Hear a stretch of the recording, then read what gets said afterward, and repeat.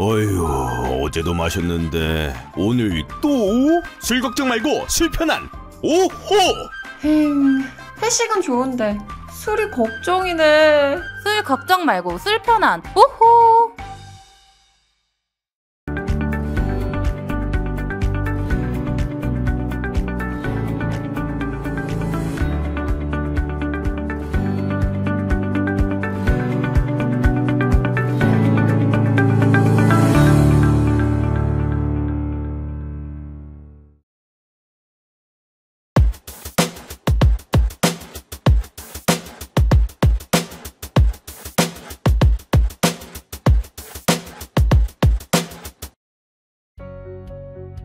스픽스 구독자 여러분 안녕하세요. 마키아벨리입니다. 저는 마키아벨리를 진행하는 오창익입니다. 정치 관련 뉴스가 쏟아지는 지금 이 뉴스들을 어떻게 봐야 되는지가 매우 중요합니다.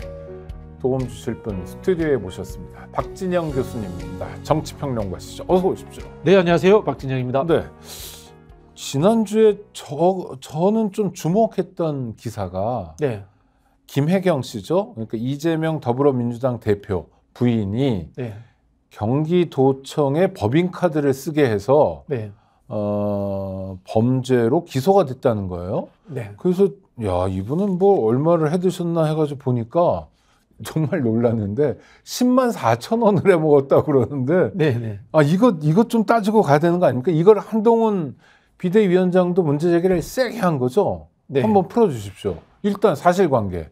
그런 사실은 있습니까? 이 사건이 있은 게 2021년입니다. 네, 2021년 민주당 경선 와중에 있었던 일이고요. 8월. 네. 아, 그렇죠. 그 당시에 이제 6명이 식사를 했습니다. 네. 6명이 식사를 했는데 김혜경 여사는 자신이 먹은 것에 돈을 지불을 하고 갔습니다. 아, 자기 건 자기가 냈다. 그렇죠. 그럼 문제가 없네요. 나머지 네. 금액을 수행했던 분이 낸 거죠. 자, 그러면 우리가 상식적으로 네. 예상을 해보겠습니다. 본인 먹은 것을 본인이 냈다라고 이야기하면 이건 뭡니까? 나는 더치페이 하겠다라고 생각을 한 거 아니겠습니까? 네네. 그렇지 않습니까? 그럼 본인은 빠졌단 말이에요. 그 뒤에 계산된 것은 본인이 잘 몰라요. 자기 거 외에는. 네. 근데 이거를 김혜경 씨가 냈다라고 하는 것 자체가 저는 논리적으로 맞지 않다. 그런 생각이 들고요. 두 번째로는 대선 주자의 부인이 10만 원 낸 걸 가지고 지금 4년이 지나서 기소를 했다. 네. 이거 자체가 참 대한민국 검찰 대단하다. 뭐 그런 생각이 듭니다. 그리고 또 한편으로 보면 이걸 가지고 여당의 대표가 따지고 듭니다. 저는 이게 의도적인 것이다라고 이렇게 생각이 듭니다. 지금 김건희 씨의 디올백 의혹이라든가 도이치모터스 주가 조작 의혹 이런 것들을 물태우기 하기 위해서 하는 저는 프레임 전환 전술이다. 뭐 이렇게 보여집니다. 그러니까 경기도청 소속 공무원이 밥값을 냈는데 그게 이재명 대표 부인, 당시 도지사 부인인 김혜경 씨가 시킨 거다. 네. 그러니까 공직선거법 위반이다. 뭐 이런 건데 그런데 6명이 먹은 거를 10만 얼마? 4천 원에 냈으면 계산해 보면 17,300원 정도를 접대한 네. 거고 그 중에 절반인가는 또 경기도청 직원들이었다면서요. 네네네. 그러면 범죄가 쉽게 성립하지는 않을 것 같은데요. 그렇죠.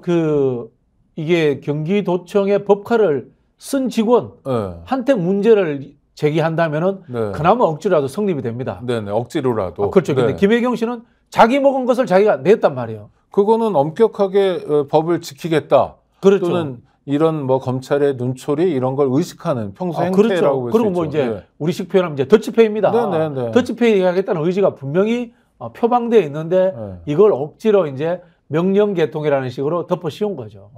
저는 이게 성립되지 않을 거라고 보는 게 그 경기도청의 법카를 지불하신 분이 법적으로 보면은 김혜경 씨의 지도를 받는다거나 지휘 아래에 있는 사람이 아니에요. 네네. 무관한 사람입니다. 네. 그런 부분이기 때문에 저는 이게 실제로 뭐 기소가 안 될 가능성이 있지 않나 이렇게 봤던 거예요. 원래 예측을. 예, 원래 예측 그렇게 봤던 네네네. 거예요. 그랬는데 이걸 이제 기소했다. 이거는 결국은 이번 총선을 또 김혜경 법카 의혹이라든가 또 이제 그 김정숙 여사 문재인 대통령 사모님인 네네. 김정숙 여사가 영부인 시절에 직원들로부터 수용 강습을 받았다. 네네. 이걸 가지고 또 뭐 검찰에서 수사를 한다 이런 이야기까지 하고 있거든요. 네. 이 여사들 문제라든가 이런 것들을 끄집어내서 흠집을 만들므로 인해서 김건희 씨 문제를 덮으려고 하는 저는 물타기 전략이다. 그렇게 보여지는 거예요. 또 하나 지난주에 중요한 뉴스 중에 하나가 윤석열 대통령이 독일하고 덴마크 순방이 예정돼 있었는데 대통령의 순방 또 대통령이 다른 나라 정상과 정상회담을 하는 건 아주 오랫동안 조율하는 일일 텐데도 전격적으로 취소해 버렸어요. 취소한 까닭이 뭐냐 하면 정부는 밝히지도 않고 있는데 예. 대체로 사람들의 분석은 김건희 씨 때문이다라고 하는데 이건 어떻게 보십니까? 그래서 이걸 뭐 저희가 물론 마음속에 못 다 알 들어가고 수는 있으니까. 없죠. 다 알 수는 없는데 추정컨대 이제 그 극우 유튜버들이나 이런 네. 분들 뭐 쪽에서 나오는 이야기를 한번 종합해서 추정해 보면요. 이제 건강 이상설 이야기가 있습니다. 아, 네네. 네, 그 체중이 뭐 과하게 빠졌다 이런 이야기 하는 분들이 있더라고요. 네. 저도 들은 이야기에 불과합니다. 그런 이야기가 있고요. 두 번째는 총선을 앞두고 이 디올백 문제가 해결되지 않은 상황에서 김건희 씨가 화면에 나오는 것 자체가 부담이 될 수 있다라는 네. 판단. 그리고 세 번째는 독일을 가서 혹시나 또 실수해서 문제가 생길 수도 있다라는 우려. 이런 것들에 대한 종합적인 판단 때문에 독일을 가지 않기로 결정했다라는 식의 이야기들이 떠돌아다니고 있습니다. 뭐 저도 이제 추론인데요. 결국은 독일을 국빈 방문하는 것에 취소한 이유가 김건희 씨가 아닌가라는 그런 의혹들이 계속해서 불거지고 있는 거죠. 그러니까 그런 의혹이 불거지는 건 설득력이 있잖아요. 상당해 보이잖아요. 그렇죠? 우리 외교 관계라는 네. 것이 의전으로 시작해서 의전으로 끝난다고 네네. 하잖아요. 그런데 그것을 3일 남겨놓고 4일 남겨놓고 못 간다고 통보한다. 이게 말이 됩니까? 그건 말도 안 되는 일이지만 네. 그 말도 안 되는 일을 한 게 자기 부인인 자기 아내인 김건희 씨 때문인 것 같다라는 건 합리적인 추론일 수 있잖아요. 합리적인 추론이죠. 네. 이거는 국회에 열어야 돼요. 국회 그렇죠. 이제 네, 따져 물어야죠. 네. 통해통이하고 이제 그 네. 대통령실 담당하는 데 운영입니다. 네. 네. 열어가지고 한번 따져봐야 된다. 자료 제출을 받아야 됩니다. 네. 그렇게 생각이 드는데요. 특히 이제 독일 문제는 굉장히 중요한 게 우리는 그냥 독일로 받아들이는데 네. 독일은 유럽의 중심이에요. 그럼요. 그리고 이번에 같이 가기로 한 기업인들이 많습니다. 네. 그게 왜 그러냐면요. 보통 이제 한국 비행기가 직항이 프랑크푸르트로 가잖아요. 네. 프랑크푸르트의 대한민국 기업들의 유럽 지사 거점이 다 프랑크푸르트에 있어요. 네. 그러다 보니까 기업들도 많이 따라가는 거고요. 보통 이제 우리가 유럽, EU를 이야기할 때 정치적 중심은 프랑스의 성격이 강합니다. 네. 경제적 중심은 독일이라고 이야기합니다. 그런 부분에 있어서의 이 독일과의 경제 협력 그리고 독일을 거점으로 한 유럽에 대한 진출 이런 부분에서 굉장히 중요한 것이고요. 잘 아시겠지만 독일이 대한민국 굉장히 좋아합니다. 네. 네, 그런 부분에서 이번 이 순방 취소는 한국과 독일과의 기존의 우호적인 관계에 찬물을 끼얹는 행동이 아닌가 그런 생각이 듭니다. 그리고 우리가 그런 식으로 하면 독일 사람들 입장에서는 한국이 좀 우습게 보이든지 최소한 엉뚱하게 보일 것 같아요. 이미 다 알고 있죠.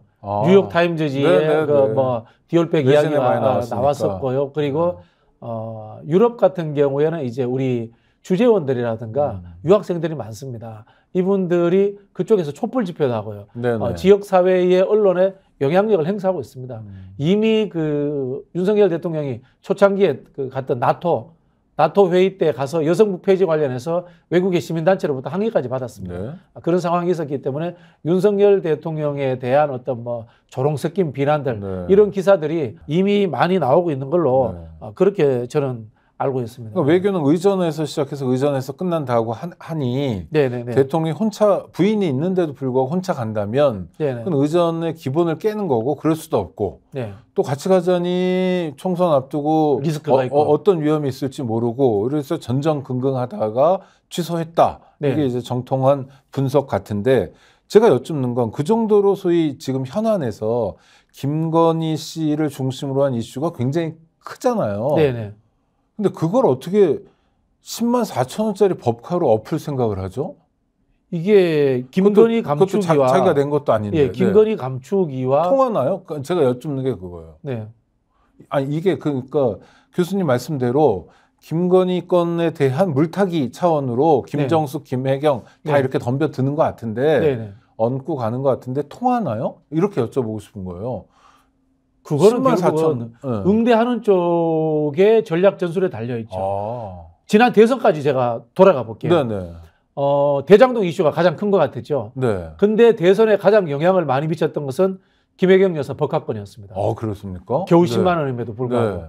그때 왜 그런 일이 벌어졌냐면요. 이재명 후보와 경선했던 이낙연 후보가 네. 선대위원장을 수락을 합니다. 네네. 수락을 하면서 그 당시에 김혜경 씨가 법화 관련해서 사과해야 된다라는 이야기를 합니다. 그래서 사과를 합니다. 네. 그때 이재명 캠프에서 뭐 저를 비롯해서 많은 사람들이 이거 사과하면 안 된다. 사과하면은 인정하는 것이 되고 법화 프레임으로 끌려간다. 그런 말씀을 드렸습니다. 대장동은 사실요. 일반 시민들이 어려워서 이해하기 어려워요. 네네. 근데 법화는 쉽게 이해합니다. 그렇죠. 공무원 법화를 개인이 썼어 이거 아닙니까? 네. 10만 원이든 얼마든. 그것도 자기 선거운동에 자기 남편 그렇죠. 선거운동에. 그래서 바로 와닿거든요. 네. 근데 이게 사실은 대한민국의 지자체장들이 관행적으로 해왔던 일이기도 하고요. 물론 뭐 관행이라고 해서 악습은 분명히 없어져야 됩니다만은 그렇게 판단한다면은 특활비, 검찰총장 특활비 문제 지적하지 않을 수 없고요. 과거에 원내대표 특활비를 받아서 자기 집에 생활비 갖다 줬다고 한 사람도 있습니다. 네. 이름이 제가 홍모 씨라고 네네. 밝히지는 않겠습니다만 그런 관행절이 이루어졌던 것이고요. 원희룡 제주지사 시절에 그런 또 의혹도 있었습니다. 오마카세 의혹도 있었고 그게 관행적으로 해왔던 거기 때문에 사실은 적절히 뭉개고 왔어야 되는데 그걸 수용함으로써 이슈의 전면에 등장한 겁니다. 그래서 어떤 결과가 나왔냐면요. 민주당에서 예상했던 것보다 30, 40대 여성표가 적게 나왔습니다. 그게 사실은 30, 40대 여성들이 전통적으로 민주당을 좀 지지하는 편이죠. 편이었는데 네. 투표율이 낮았어요. 우리가 예상했던 것보다. 그게 저는 김혜경 씨 법화 논란이 결정적인 영향을 미쳤다라고 생각을 하고 있습니다. 그래서 한동훈 국민의힘 비상대책위원장도 김혜경 씨 법화 문제를 집중적으로 거론하고 이재명 답해라 뭐 어쩌고저쩌고 반론기에 드릴 테니까 얘기해라 이렇게 끄집어내는 공세적 거죠. 끄집어내는 거죠. 우리 보통 이제 지지층들을 이야기할 때 강지지층과 약지지층이 있습니다. 네네. 상대방을 약지지층을 공격하는 것이 네거티브 전술의 핵심입니다. 그때 대선 때에도 약지지층이 떨어져 나가는 걸 봤으니까 네네. 이번에도 약지지층을 떨어져 나가도록 하겠다라는 하나의 전술인 거죠. 뭐 쉽게 말하면은 비호감 진흙탕 전략이다. 이렇게 보시면 됩니다. 네. 또 하나 비호감 진흙탕 전략을 하면 네.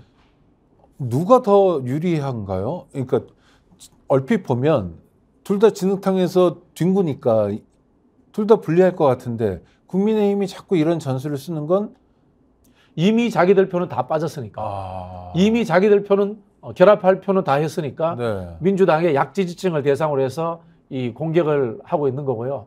한편으로 보면은 기사량 쏟아내기 전략입니다.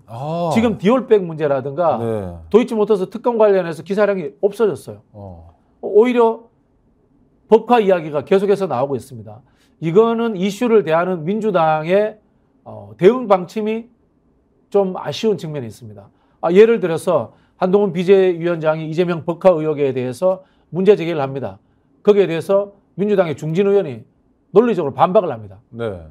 논리적으로 반박을 하는 순간 거기에 끌려 들어가는 거예요. 사실은 반박하면 안 되는 겁니다. 지난 대선으로 돌아가 볼게요. 김건희 씨의 경적 조작 의혹 문제, 네. 그 다음에 그 도이치모터스 주가 조작 의혹 문제, 거기에 대해서 문제 제기를 했을 때 반론 제기 잘 안 합니다. 저쪽에서. 오히려 법화를 들고 나서 전환시켜 버립니다. 이슈를. 네. 양으로서 덮어버리는 거예요. 똑같이 사실은 민주당도 지금 디올백 문제를 가지고 기사량을 도배를 해야 되는 겁니다. 얼마 전에 그 김경률 비대위원이 네. 이 디올백 문제는 대통령실에서 할 만큼 했으니까 당이 사과할 문제다. 그런 이야기 했잖아요. 그렇죠. 당이 왜 사과합니까? 네. 국민의힘이. 그러니까 뭘 가지고 그러면 사과하죠? 네. 민주당에서 논평 나가야죠. 국민의힘에서 또 디올백 받았습니까? 그 디올백 어디 국민의힘 창고에 쌓여 있습니까?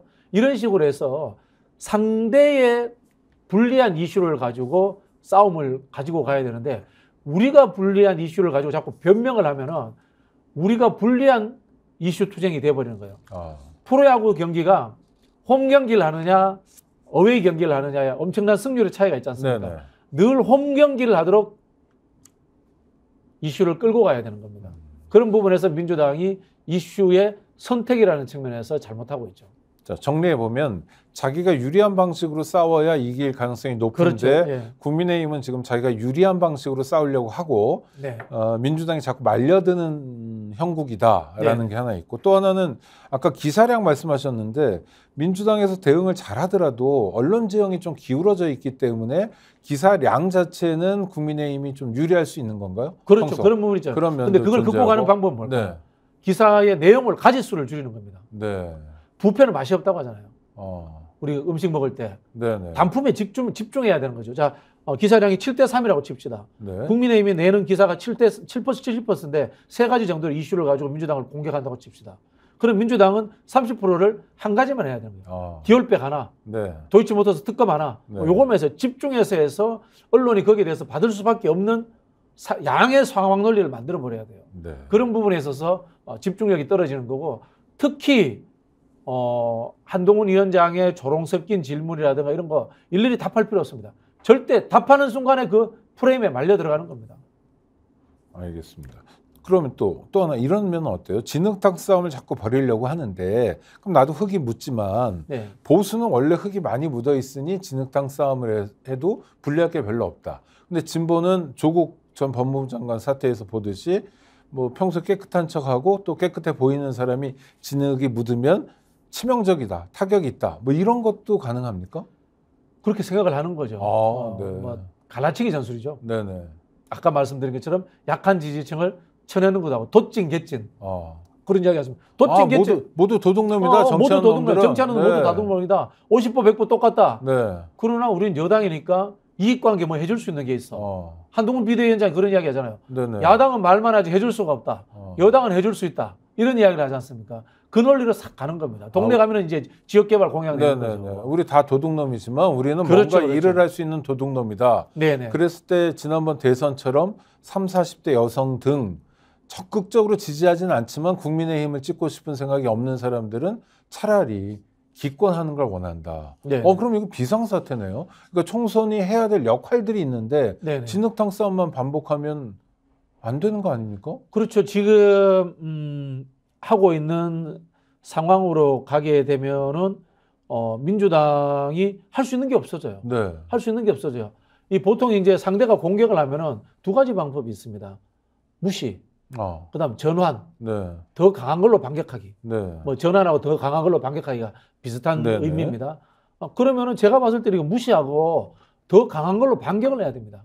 더 강한 것은 무엇이냐? 제가 보기엔 디올백입니다. 네. 근데 디올백만 이야기했을 때는 결국은 이게 진흙탕 싸움이 된단 말이에요. 그럼 플러스 알파에서 정책 이슈가 있어야죠. 네. 저는 그게 경제라고 생각합니다. 윤석열 정부 이대로 두면 대한민국 경제 망한다. 빨리 경제 위기론을 민주당이 끄집어내야 됩니다. 그리고 독일 순방도 안 갈 정도면 네. 대한민국 1호 영업사원 고사하고 네. 집안 문제 때문에 네. 기본적인 대통령의 책무도 못하는 사람이 그렇죠. 되는 거잖아요. 그런 이야기를 꺼내야죠. 우리 경제 이슈 이야기하니까 제일 쉬운 선거 옛날 슬로건 기억나시는 거 있으시죠? 못 살겠다 갈아보자. 예, 자유당 때. 못 살겠다 갈아보자. 야당은 늘 못 살겠다 갈아보자라고 주장을 해야 되는 거예요. 그게 경제 이슈입니다. 네, 그때 경제, 여당은 갈아봤자 민생, 물가. 소용없다 뭐 이런 네네. 얘기를 하죠. 네. 그게 이제 뭡니까? 양비론입니다. 네네. 똑같이 하는 거예요, 지금. 보면은.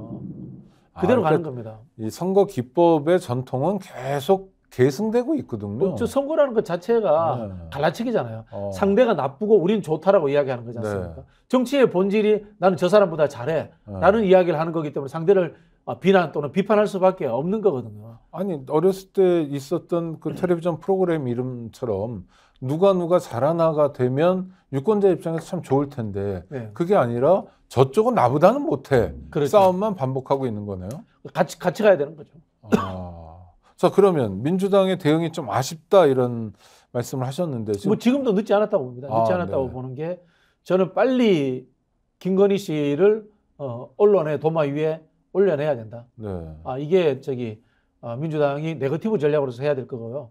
그 다음에 또 하나는 공천 과정이 보이지 않아야 됩니다. 보이지 않아야 된다는 이야기는 네. 참 저는 다면적인 표현인데 그게 뭐냐면 이제는 대한민국에서 잘하는 공천은 존재할 수 없습니다. 이 잘하는 공천, 멋진 공천은 YS DJ 같은 오너십이 작동하던 시대에만 가능했습니다. 네. 멋진 사람들 데려다가 뽑아버리고. 아, 개혁 공천, 국민이 박수 치는 공천. 그렇죠. 기존에 있던 네. 사람들 빼내버리고 네네. 불가능합니다. 네. 불가능합니다. 뭐 민주당이 이야기하는 시스템 공천이라는 것도 마찬가지인데요. 시스템 공천이라는 것도 한편은 기득권입니다. 네. 그렇지 않습니까? 아, 그 시스템 안에 들어갈 수 있어야 되는 거고 그 그렇죠. 문법에서 뭔가 뭐 영향력이나 뭐 좋은 표현은 아닌 소구력을 가질 수 있어야 하니까 당연하죠. 네. 기존에 있던 사람들이 시스템 안에서 강합니다. 그걸 우리 보통 네네. 이제 정치학에서 행태주의라고 하는데 네. 비헤이버리즘이라고 합니다. 그게 뭐냐면은 기존에 있던 사람들이 행태적 조사, 여론조사라든가 데이터화 시켜버리면 무조건 잘 나올 수밖에 네네. 없습니다. 이건 뭐냐면 인지도가 깡패예요. 그렇죠. 앞에 우리 언론의 효과가 똑같은데 네.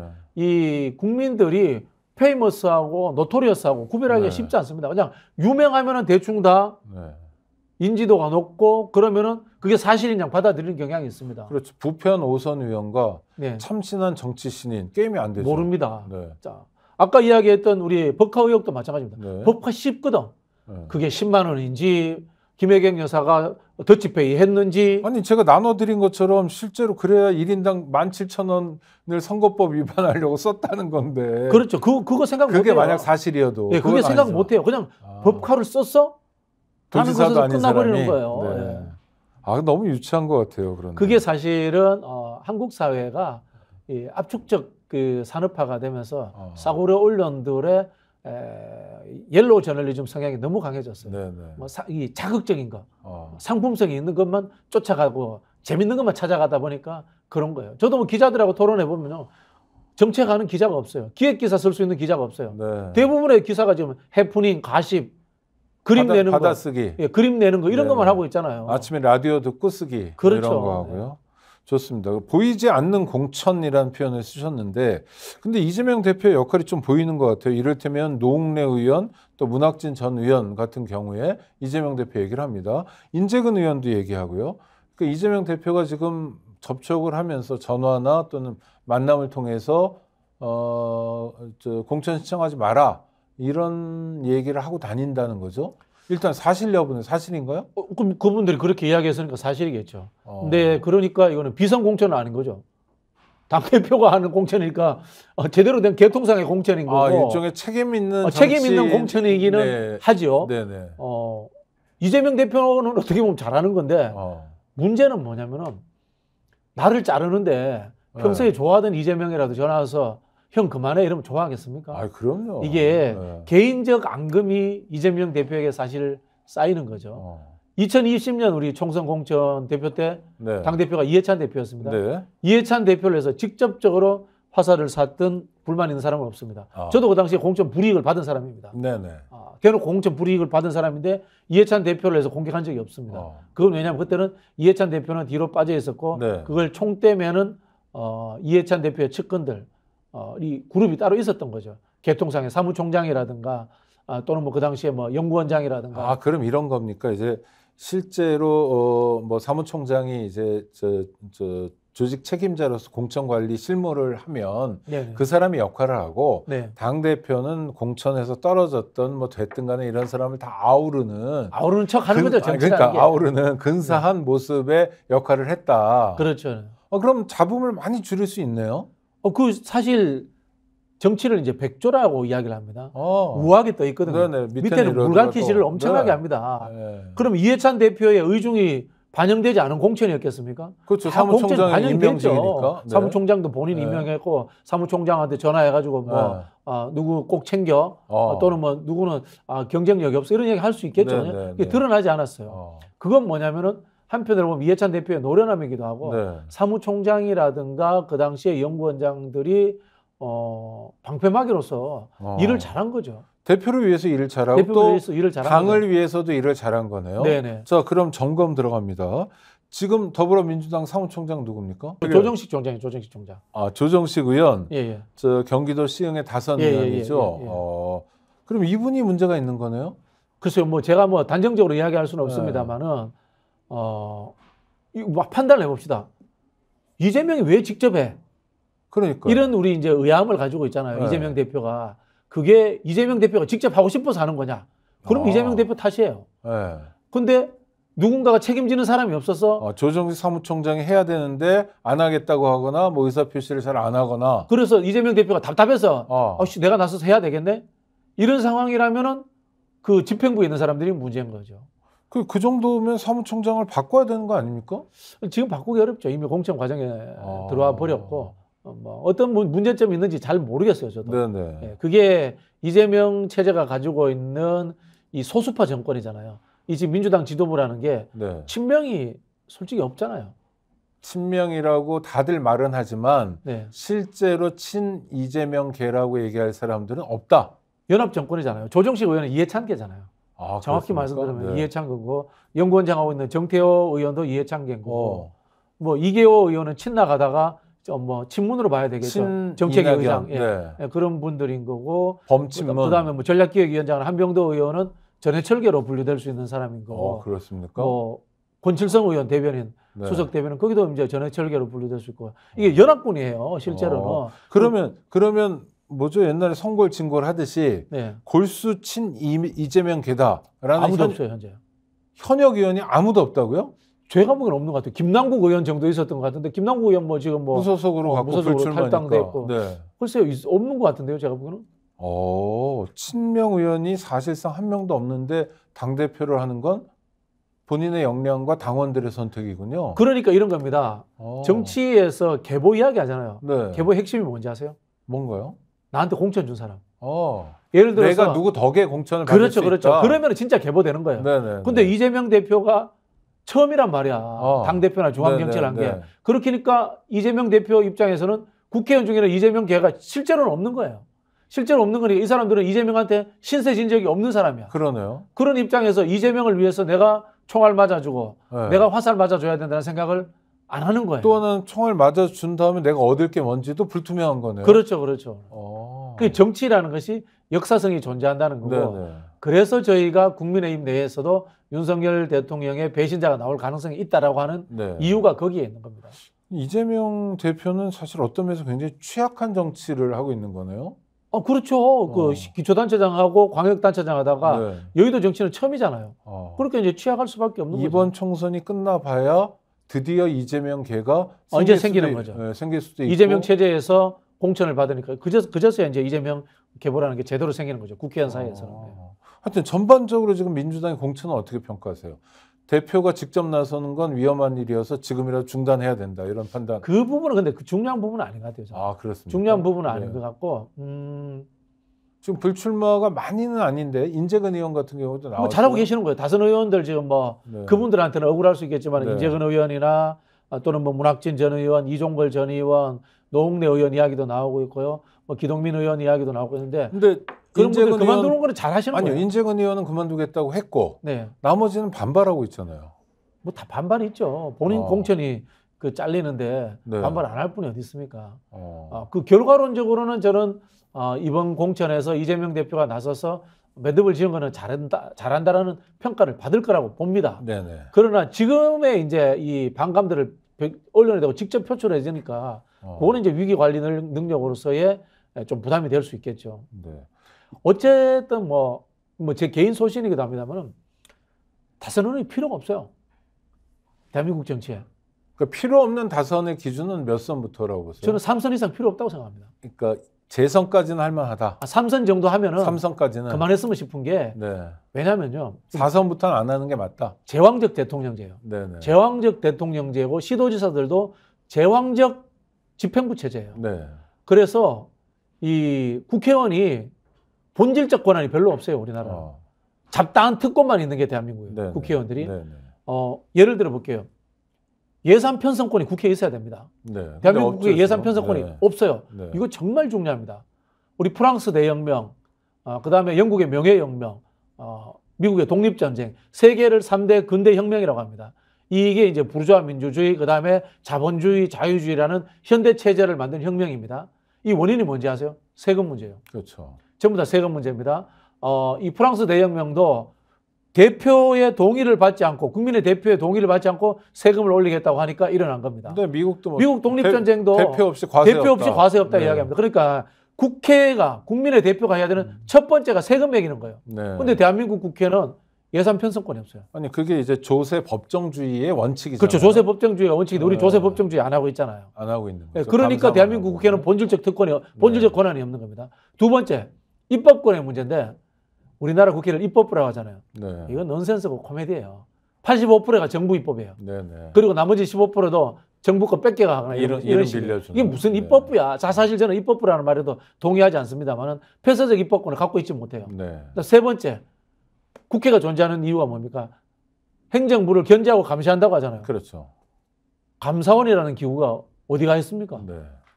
행정부 밑에 있어요. 대통령 물론 밑에 헌법기구로 있죠. 되어 네, 있지만 네. 행정부 밑에 있어, 대통령 밑에 있어요. 그러니까 감사원 없고 폐쇄적 입법권이 아니고 예산 편성권이 없는 대한민국 국회가 다선 의원이 존재해야 될 이유가 없어요. 크게 하는 일이 없어요. 대한민국 국회는. 네. 잡다한 특권만 있지. 지금 말씀하신 건 다 개헌 사항입니다. 개헌 사항입니다. 그래서 헌법을 고쳐야 저는 이제 맞아요. 대한민국 헌법이 굉장히 절름발이 헌법이다. 네네. 권력 구조 문제에서는 취약하다라는 말씀을 드리는데 뭐 예를 들자면 대통령제 국가에 국무위원이 있어요. 네. 그런 게 어디 있어요? 국무위원이 국민이 선출한 사람이 아니야. 대통령 권력의 일부를 대통령한테 행정적으로 위임받은 사람이 국가의 주요 결정을 결정하는 국무위원이에요.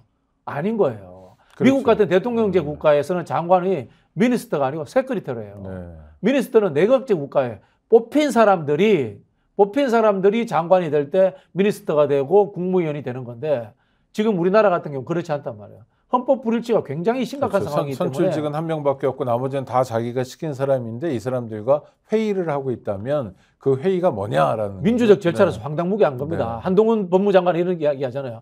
제가 일국의 국무장관, 국무위원으로서 그 이야기할 때, 야, 법조인들은 역시 헌법을 몰라. 네, 네. 그런 생각이 들었습니다. 그래서 제가 말씀드리는 게 다선 의원이 필요가 없습니다. 네. 집행부가 될 대통령이라든가 광역시도지사 정도가 될 그다음에 정당의 지도자가 될 수준이 아니면은 다선 국회가 아무 쓸모가 없습니다. 좋습니다. 또 하나 궁금한 게 이런 얘기도 있어요. 검찰이 기소해가지고 재판을 받고 있는 사람들 이런 사람들은 공천하면 안 된다. 예. 국민의힘의 공격이 예상되니까 이것에 대해서는 어떻게 생각하세요? 한동훈 장관도 네. 고소고발 많이 당했습니다. 네. 윤석열 대통령도 당했고요. 그 영부인인 김건희 씨도 많이 당했습니다. 네. 그럼 대통령실에 앉아 있으면 안 되겠네요, 그분들요. 어. 역으로 이야기하면 그렇고. 근데 네. 이런 것 같아요. 이게 만약에 하다못해 박근혜 정부다, 이명박 정부다. 그러면은 민주당이 기소된 분들, 재판 중인 분들 공천 안 하는 게 맞다고 생각해요. 네. 그러나 이 손준성 검사 고발 사주 의혹이 1심에서 유죄로 선고가 났습니다. 그렇죠. 이런 상황으로 봤을 때 검사들에 의해서 일부지만 일부 악질 검사들의 정치 검사들에 의해 가지고 기획되고 조작된다는 의심을 갖고 있잖아요. 그래서 우리가 검찰 독재 정권이라고 하잖아요. 네. 그렇기 때문에 지금 기소된 분들 비리 연루가 되어 있다고 하는 사람들에 대해서 그것이 진실인지에 대해서 우리가 알 수 없어요. 그러면은 확정 판결이 날 때까지는 네네. 공천 문제도 소위 무죄 추정의 원칙에 따라야 한다. 거기에 플러스에서는 저는 정무적 판단이라고 봅니다. 네. 왜냐하면요. 법률적으로만 판단하면은 무죄 추정의 원칙이 적용돼야지만은 정치적으로는 국민의 법 감정 또는 눈높이라는 게 있지 않습니까? 국민 정서법이 있기 때문에 네. 예를 들자면은 똑같은 사건이라도 저 사람 억울하게 보여. 네. 네. 이런 느낌이 있다면은 또 공천 줄 수도 있는 거예요. 네. 결국은 이게 참 나쁘게 표현하면은 귀에 걸면 귀걸이, 코에 걸면 코걸입니다만은 이런 상황을 만드는 것은 법을 집행하는 검찰과 사법부를 믿을 수 없는 상황이기 때문에 네. 저는 이런 그 정치적 상황을 그러니까 믿을 수 없어도 따라야 되니까 네. 확정 판결되면 모르지만 그렇죠. 네. 그렇지 않은 사람들은 좀 감안해야 되는 게 아니야. 왜 그러냐면 만약에 검찰에 의해서 기소됐다는 걸 근거로 하든지 또는 1심에서 유죄 판결이 나왔다는 걸 근거로 하게 된다면 곧 있으면 이재명 대표도 그 입장이 될 수도 있거든요. 네, 네. 왜냐하면 너무 많이 기소를 해놓고 너무 많이 수사를 하니까 그러니까 법카 10만 원, 10만 4천 원 이런 게 만약 유죄로 나오면 네. 그것 때문에 대통령 출마를 못하냐? 하면 또 심각해지는 거 아닌가요? 그렇죠. 이제 우리 법을 판단할 때 네. 유무죄냐는 진실의 규명과 양형이라는 죄를 지은 만큼의 네네. 법의 무게라는 것이 네. 존재하고 있지 않습니까? 10만 원 법카하고 디올백하고 도이치모터스 주가 조작하고 경중의 차이가 어느 것이 더 큽니까? 그러니까요. 그런 사람은 영부인과 대통령이 되어 있는 네. 상황이란 말이에요. 네. 그런 부분에서 반대편에 있는 사람은 10만 원 법카 문제로 출마하지 마라. 이렇게 이야기하기가 쉽지 않은 거란 말입니다. 기동민 의원 같은 경우에 이 국민정서법상에 네. 양복 얻어 입었다. 네. 이거 사실 좀 그럴 수도 있습니다. 근데 디올백 문제하고 그다음에 이 도이치모터스 주가 조작 의혹하고 비교해 버리면 정말 세 발의 피거든요. 그러니까 이게 난감한 거예요. 그러면 결국 뭐냐? 지도부에 또는 이 정치적 책임을 져야 할 단위의 정무적 판단, 국민정서법에 의해서 판단할 수밖에 없는 상황인 거죠. 네. 참 모호할 수도 있네요. 어떤 면에서는. 뭐 정치가 그런 측면이 있습니다. 인간의 감정선의 문제와 그걸 표로 연결시켜야 된다라는 행위가 연결되기 때문에 네. 모호할 수밖에 없어요. 자, 김혜경 씨 앞서 말했던 그 10만 4천 원 건 가지고 검찰이 이제 기소를 했어요. 그것도 공소시효 얼마 남겨놓지 않고 바로 전격적으로 했는데 그렇다면 이게 대통령 거의 3년 전 일이에요. 네, 그러니까요. 네. 기가 찰 노릇이죠. 그렇죠. 그것도 공직선거법 위반으로. 그럼 대통령 부인 김건희 씨도 기소할까요? 디올백이요? 네. 뭐 할 의사가 없잖아요. 지금 법무부라든가 검찰에서 아무 이야기도 안 나오지 않습니까? 네. 아니 그러니까 누군가가 이게 프로세스는 이렇잖아요. 어떤 단체, 어용 단체 같은데 또 어떤 고소고발하거나, 개인이 네. 고소하거나 고발해가지고 건이 되고 네네. 그럼 이제 검찰이 앉아서 취사 선택을 하는 건데 이럴 때 액수로 하면 30배인데 네. 또 죄질로 따져서 도지사 부인이 세냐 대통령 부인이 세냐 하면 가능성 별로 없다고 보십니까? 정권 바뀌기 전까지는 안 된다? 정권 바뀌기 전까지는 안 하죠. 이게 이 정권의 진퇴의 뇌관이라고 생각하기 때문에 네. 무조건 그냥 표현이 그렇습니다만 모로세하고 갈 거라고 봅니다. 뭐 그분 이름을 굳이 이 자리에서 얘기하고 싶지는 않지만 국가공무원 인재개발원장을 하시는 분이 있대요. 네네. 그분이 그랬다는 거예요.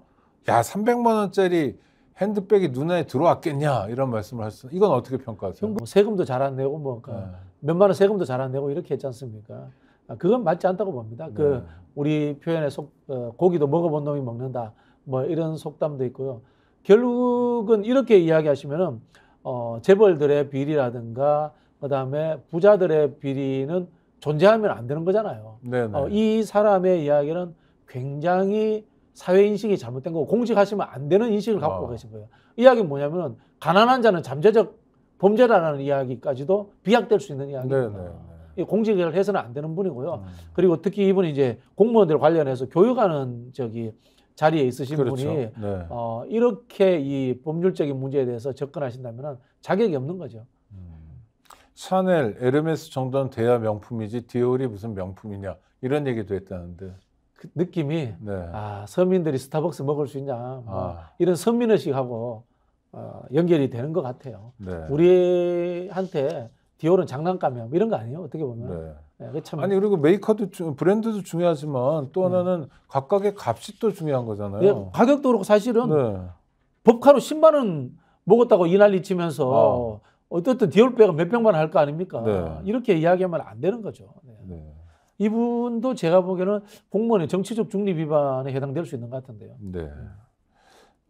윤석열 대통령이 선거 앞두고 부지런히 움직이고 있는 것 같아요. 근데 후보들은 윤석열 대통령과 함께 찍은 사진조차 게시하지 않는 분위기인데 어디나.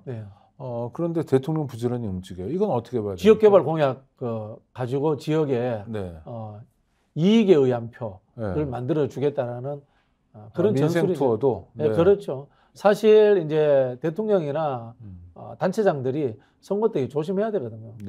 공약 내는 것도 조심해야 되는데 이렇게 하는 거는 공직선거법 위반 논란에 쌓일 수 있습니다. 물론 이게 탄핵 사유까지 되느냐라고 하면 제가 할 말은 없습니다만 이것도 하나의 포인트가 쌓이는 것이 아닌가 뭐 그런 생각이 듭니다. 아니 그러니까 노무현 대통령 탄핵 기억나시죠? 그렇죠. 뭐 열린우리당이 이겼으면 좋겠다. 그 한마디로 이제 탄핵이 됐던 거 아닙니까? 그렇죠. 물론 헌법재판소에서 인정은 안 됐지만 그렇죠. 그러나 국회의회에서 탄핵 소추가 됐잖아요.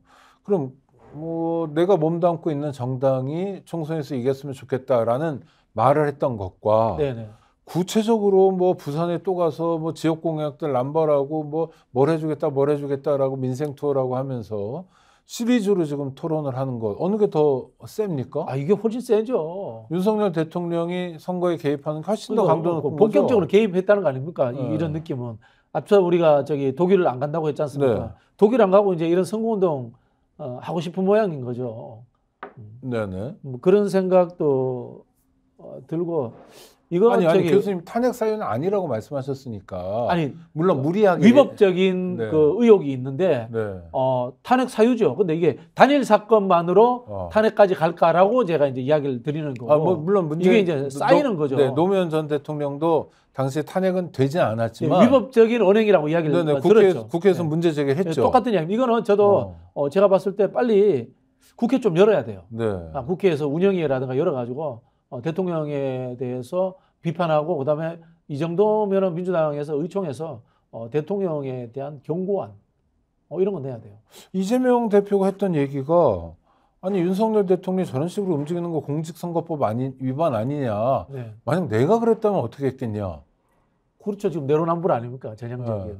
아니 이재명 대표 법과 관련해서 하는 거하고 디올백하고 금액의 문제만 따져도 한 10배, 100배 정도 차이 안 납니까? 그죠? 네. 그런 거고 그다음에 이 선거 개입 관련해서도 이 정도면은 대통령이 자기 직을 가지고 직권을 이용해서 특정 정당을 도와주려고 하는 거지 않습니까? 저는 이 부분은 민주당이 좀 법적 조치하고 정치적 조치를 할 필요가 있다는 생각이 듭니다. 그냥 메시지만 낼 게 아니고요. 네. 제가 요즘에 민주당에 아쉬운 게 그겁니다. 그냥 최고위는 메시지만 나와요. 이어가야 돼요. 꼬리에 꼬리를 물고 가야 돼요. 사람들이 잊지 않도록. 그 연관성이 있는 것들을. 디올백, 다이알백 묻지 않습니까? 그죠? 각종 백 이야기도 계속 연결해서 가야 되는 거고. 그래야지만이 이 국민들의 이미지에 확 박히거든요. 근데 그런 걸 잘 안 하거나 못하는 까닭은 뭐예요? 뭐 못하는 것 같아요. 못하는 것 같아요. 역량의 문제인가요? 예? 역량의 문제 같아요. 역량의 문제 같아요. 근데 다선 의원들은 역량이 입증된 사람들 아닌가요? 조용히 계시잖아요. 아무것도 안 하고. 그 왜 그래요? 무섭나요? 공천 받고 싶어서 조용히 계시는 것 같아요. 차라리 아예 논쟁거리를 만들지 말자. 네. 그런 것 같아요. 제가 이런 이야기 나올 때마다 늘 말씀드리는 게 DJ는 김대중 대통령은 평생 그 민주주의와 시장경제의 병행 발전, 남북 햇볕 정책 두 가지만 이야기합니다. 근데 이제 지루하잖아요. 사람 바꾸고 장소 바꾸고. 그래서 이야기합니다. 예전에 제가 DJ 선거 유세하는 거를 좀 따라다녀 봤거든요. 네네. 대한민국 어디 가든 늘 똑같은 이야기예요. 네. 따라다니는 기자들 입장에서는 지루하거든요. 네네. 근데 김대중 대통령이 그 이야기잖아요. 이 지역 사람들은 처음 듣는 이야기야. 그렇죠. 그리고 이 큰 정치 지도자는 꼭 해야 될 거 한두 가지만 이야기하는 거야. 그 이야기 하거든요. 네. 민주당도 마찬가지입니다. 디올백 이야기하고, 도이치모터스 특검 이야기하고, 경제 폭망했다 이야기하고, 한 요 세 가지 범주 내에서 벗어날 필요 없어요. 잡다한 것들 가지고 조롱하고 말 맞대응하고 이렇게 할 필요가 없는 겁니다. 근데 말을 많이 해줘야 될 사람들이 대부분 입을 닫고 있다. 그 말하는 실력이 있는 사람들 입을 닫고 있죠. 그러면 망하는 거 아닌가요? 뭐 글쎄요, 뭐 지금 워낙 윤석열 대통령이 못하고 있기 때문에 네네. 망하는 상황까지는 가고 있지 않지만은 애초에 윤석열 정권이 폭망한다라고 생각했던 수준까지 밀어붙이지는 못할 것 같아요. 지금 국민의힘이 좀 살아 돌아오는 분위기인가요? 애초에 이제 백석 미만으로 만들자라는 이야기가 있었지 않습니까? 그런 상황까지 끌고 가기는 쉽지 않은 것 같아요. 이대로 간다면. 물론 뭐 저는 중간에 뭐 변수들이 있을 수 또 있고요. 이제 이 윤석열 부부의 실수라든가 이런 게 나올 가능성은 언제든지 있다고 봅니다. 김경률 씨는 왜 디올백에 사과하라고 이야기하지 않는가? 조국 흑서도 썼는데 디올백 흑서도 써라. 네. 뭐 있지 않습니까? 이런 식으로 해서 쏟아 부어야 돼요. 특정 이슈에 집중해서. 네. 그게 그러니까 한동훈 프레임에 말리지 않으면서 자기 선거운동 또는 자기 선거를 할 수 있어야 된다. 우리 잘하는 걸 해야 돼요. 네. 지금 한동훈이 이야기하는 거 보면요. 검사예요. 네. 뭐 비리 있었지 않느냐? 대장동 뭐 있었 다 끄집어내거든. 다 철진한 이야기거든. 한동훈이 잘 모르는 우리는 뭘 잘하면 우리는 집권을 해봤잖아요. 거시경제 지표를 높였잖아요. 문재인 정부 때. 네. 뭐 그런 경제정책이라든가 이런 것들을 갖고 우리는 이렇게 해야 되는데 윤석열 정부는 왜 이 모양이야? 이런 이야기를 해야 되는 거예요. 사실은. 알겠습니다. 근데 교수님 말씀만 따라 듣다 보면 민주당 쉽게 변할 것 같지는 않은데요? 여태까지 공천을 의식해서 입을 다물고 있던 목소리 큰 사람들. 중진들. 근데 앞으로도 계속 다물고 있지 않을까요? 그리고 이게 좀 의도적으로 누가 좀 기억을 해줬으면 좋겠어요. 네. 공천이라는 것은 행정 실무예요. 네. 행정 실무예요. 메시지를 내는 것은 전략의 측면이고 네. 그다음에 공약을 내는 것은 정책의 측면이잖아요. 같이 돌아가야 되잖아요. 지금쯤 되면은 민주연구원에서 일주일에 2~3번씩 토론해서 시리즈 공약 발표해야 돼요. 네.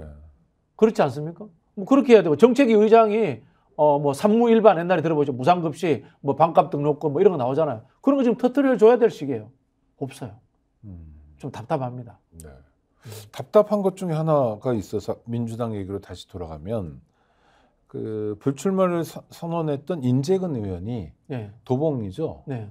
그 지역은 김근태 걔가 맡아야 된다 이런 얘기를 세게 하신다는데 이건 참. 좀 할 말이 없어. 그게 우리 네. 이제 한국 사회의 정치 기득권의 인식인데요. 네. 나는 이 땅의 주인이고 영주야라고 생각하는 것 같아요. 남편의 지역구를 물려받은 건데 그거를 남편 계보에게 네. 물려줘야 된다라고 생각하시는 거예요? 정말 그 좀 그렇고 제가 뭐 나이 드신 원로인데 네네. 함부로 비판하기 그렇습니다만은 제 인식이 근데 그분만이 아니고 모두가 그렇게 가지고 있는 것 같고요. 이게 우리 국민들도 지역구라는 생각을 버려야 돼요. 지역구라는 표현도 저는 없애야 된다고 봅니다. 네네. 지역구는 선거구 또는 뭐 선거인구 이런 식으로 바뀌어야 된다는 게 그 유명한 그 미국의 정치학자가 했던 이야기가 있습니다. 국회의원은 풀뿌리를 땅덩어리를 대표하지 않는다. 오로지 사람의 머릿수만을 대표한다라고 이야기합니다. 그게 아마 제가 이름을 기억 못 조셉 나인가 하여튼 유명한 교수예요. 윤석열이 지난번에 미국 가서 찾아갔던 그 교수인지 제가 헷갈리는데 그게 뭐냐면요. 국회의원은 땅덩어리 대표하는 게 아니에요. 지역 개발을 만드는 거 아니고 내 영주하는 게 아니고 인구 몇 명당 한 명의 대표가 존재한다는 거예요. 네네, 그렇죠. 상상력을 한번 발휘해 볼게요. 속초 인구가 한 10만 됩니다. 해남 인구가 한 4만 됩니다. 그 다음에 저기 어디 뭐 통영 인구가 한 5만 됩니다. 네. 이거 합쳐서 20만 명이 국회의원 한 명 뽑아도 돼요. 네. 인구 숫자를 대변한다라고 해서 이런 식의 접근이 필요한데 지역을 땅덩어리라고 생각해서 내가 있는데 너 연구가 있어 왜 와? 이런 식으로 이야기하는 순간에 정치가 구태화되고 기득권의 성이 되는 거예요. 그럼 인재근 의원의 태도는 저 남편이고 작고한 김근태 의원을 흔히 민주주의자라는 브랜드로 많이 부르잖아요. 그리고 그런 저 상도 시상하는데 민주주의자 김근태 뭐 상. 민주주의에 맞는 행태는 아니네요. 제가 뭐 저기 원로들한테 함부로 표현을 못 하겠습니다. 네. 그럼 제가 대신 표현하죠.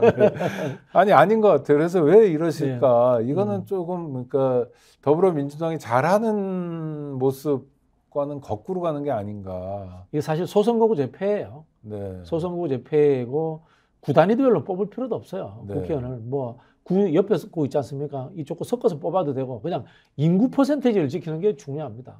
미국 같은 경우에 그렇게 하잖아요. 그죠? 그렇게 하고 상원이 다만 이제 지역 대표성을 보정을 하잖아요. 네. 그렇게 해서 하는 측면이 있는데 이제 발상의 전환이 필요해요. 또 하나 SNS 같은 걸 보니까요. 개혁신당에 현역 의원이 5명이 됐다. 2월 15일 날 가까스로 한 명이 늘었다. 양정숙 의원. 그래서 우리 돈 생겼어 해가지고 막 좋아하던데 참. 이거 어떻게 봐야 됩니까? 그 돈이 우리가 낸 돈이잖아요. 이준석 대표가 현찰에 유혹돼 가지고 망해가는 것 같아요. 이게 뭐 중요합니까? 여론조사가 중요하지. 이제는 여론이 높아가지고 국회 선거에서 이기면은 4년 동안에 돈이 들어오는데 지금의 이 돈은 뭡니까? 올해 5월까지의 돈이에요. 그래 저기 황금알을 낳는 거의 배를 가는 거예요. 지금 이준석 대표는. 이렇게 정치하시면 안 되는 거예요. 지금 이준석 대표가 이낙연 대표하고 또 합당함으로 인해서 또 지지율이 출렁했어요. 또 떨어졌어요. 다 까먹고 있어요. 그러니까 이낙연 신당이 예를 들어 3%, 이준석 신당이 5%를 합해서 8% 시너지 10으로 간 게 아니라 3하고 5가 합했는데 고만고만한 3, 그렇죠. 4, 뭐 이 정도에 머물고 있다. 그렇게 된 부분이죠. 이게 개혁 신당이 아니고 거의 뭐 계륵 신당이에요. 먹다만 닭뼈들 모아놓은 수준의 그런 신당이 되다 보니까 국민들이 거기에 대해서 여론적으로 지지를 안 해주는 신당은 여론의 지지를 받아야 됩니다. 안철수 당이 2016년도에 히트 칠 때를 보세요. 국회의원 숫자가 중요한 게 아니고 안철수라는 사람의 대선 지지도를 가지고 쫙 치고 올라가는 거예요. 근데 이걸 지금 돈 문제로 치환돼 가지고 생각하니까 이런 지지율이 올라가지 못하는 거고요. 그럼 당 관계자들이 돈 문제를 얘기하고 그리고 그게 언론 보도가 되고 이런 거는 치명적인 거네요. 치명적이죠. 근데 되게 좋아하던데요. 자랑하고 우리 드디어 뭐 실탄이 생겼어 하고 이거는 바보군요. 그 실탄 가지고 그 실탄이 제가 말씀드리죠. 이번 5월 달까지 실탄이잖아요.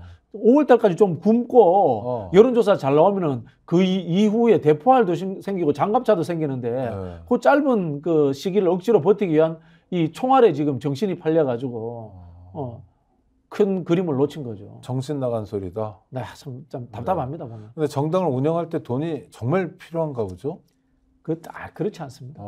그렇지 않습니다. 제가 그 군소정당들 하는 것을 봤는데요. 돈 없이 정치하는 게 가능합니다. 이분들은 돈 있는 정치만 배워왔던 분인 거예요. 그렇군요. 그러다 보니까 이렇게 생각을 하는 거죠. 길거리 다니면서 많은 사람들이 평가하는 것 중에 하나가 진보당이 현수막 참 잘 붙인다. 잘 걸더라고요. 문구가 참 좋다. 이런 얘기 동의하시나요? 동의합니다. 그 돈의 문제는 아니죠. 기획력이죠. 아이디어죠. 돈도 없고요. 그다음에 기획력도 있고 또 뭔가 하면은 정치의 본질이 국민들이 하고 싶은 이야기를 두려워서 못하는 걸 좀 더 세게 해줘야 된다는 것에 대해서 자신감이 있는 것 같아요.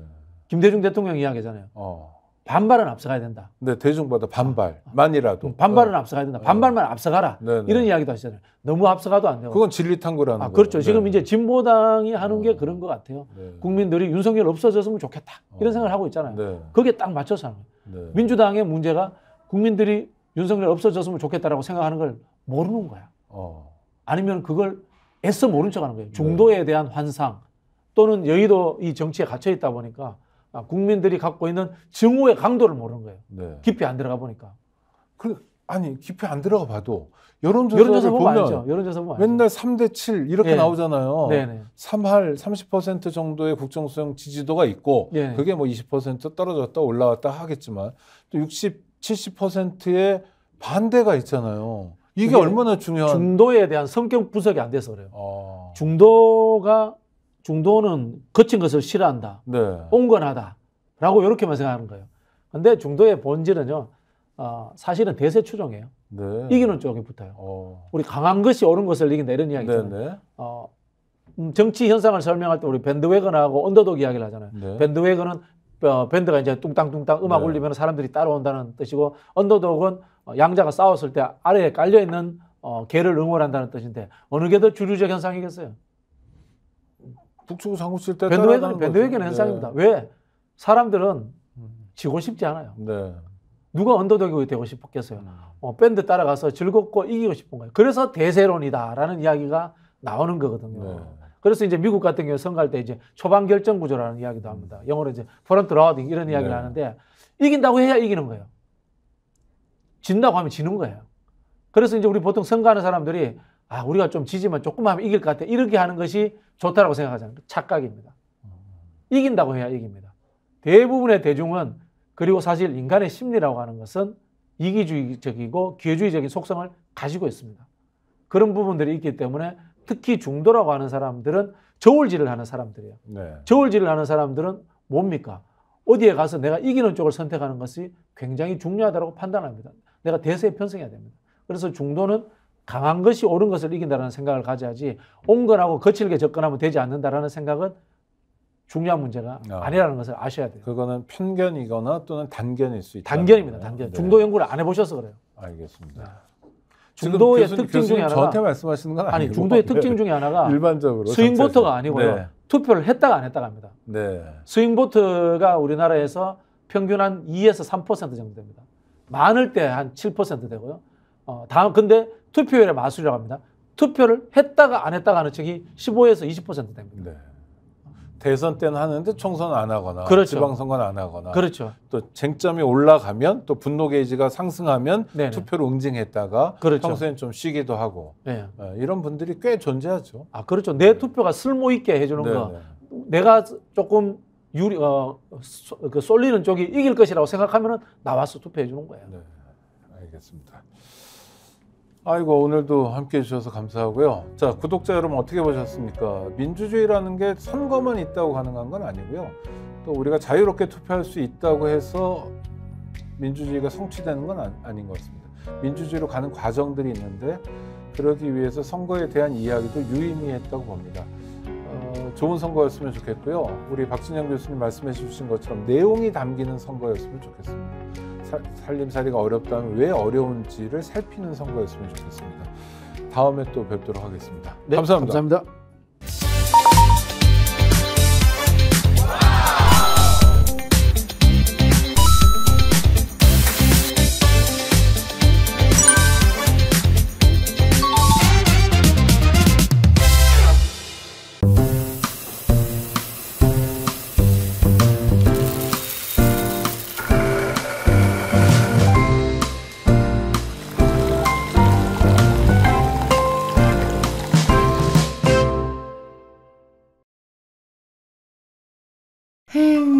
회식은 좋은데 술이 걱정이네. 술 걱정 말고 술 편한. 어허. 제가 술이 약해서. 술 걱정 말고 술 편한 오호.